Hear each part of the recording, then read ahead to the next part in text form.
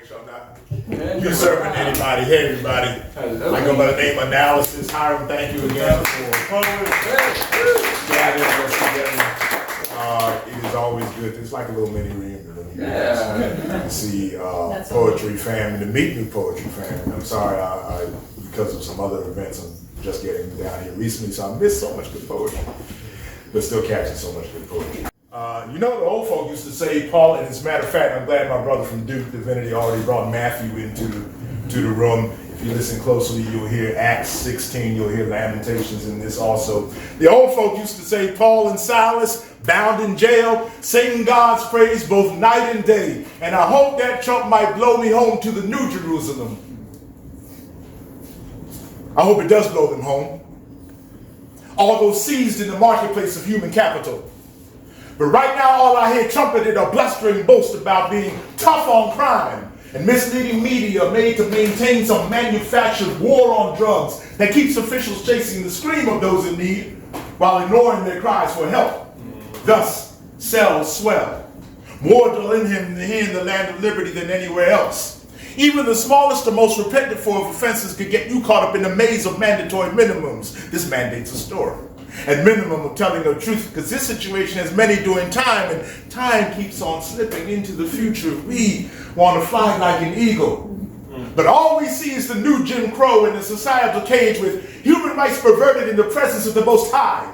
Human rights deserted, people missing, broken families cry, millions on the inside near forgotten. Do we ask why? Seems like folk could care less how they got there or if numbers die in deplorable conditions, their lamentations being met with lamentable lies. Oh, sure, the rulers speak pretty words of equal justice, but modify their verbs to contain no action. Their sentence structure is unbalanced, with a biased renoun that predicates a belief that people of color and poor whites are to be relegated to a subordinate clause. Pardon my grammar. But that issue just ain't right, and the only corrections I see are the glaring ones that need to be made to this criminal injustice system. Both public and privatized prisons are run like rental companies, with individuals treated as junk for storage. This arrangement might have you hauled away, but this ain't Mom's Attica. It's the San quintessential squelching of souls, with no renaissance of freedom in Florence, more like a crucifixion of lies, an Angola 3 up on crosses of falsehood, fear, and greed. Even the Nazarene would catch the Folsom Prison blues under these conditions. Imagine if the carpenter had to sing the song of stolen liberties. Countless commute in his name, yet act as if the least of these are mere unleavened, worth passing over. Take 2.2 million of the Creator's loved ones locked up in the U.S. Add them to the 21 million of God's children, many just children, carted around the world as chattel, driven by the trade in forced sex and labor, and you got gridlock on the road to any rights with nobody moving freely. Up next, human trafficking and weather. Whether or not you choose to reroute your eyes around it, it's still there. Wonder why this absurdity is so out of control? Follow the money.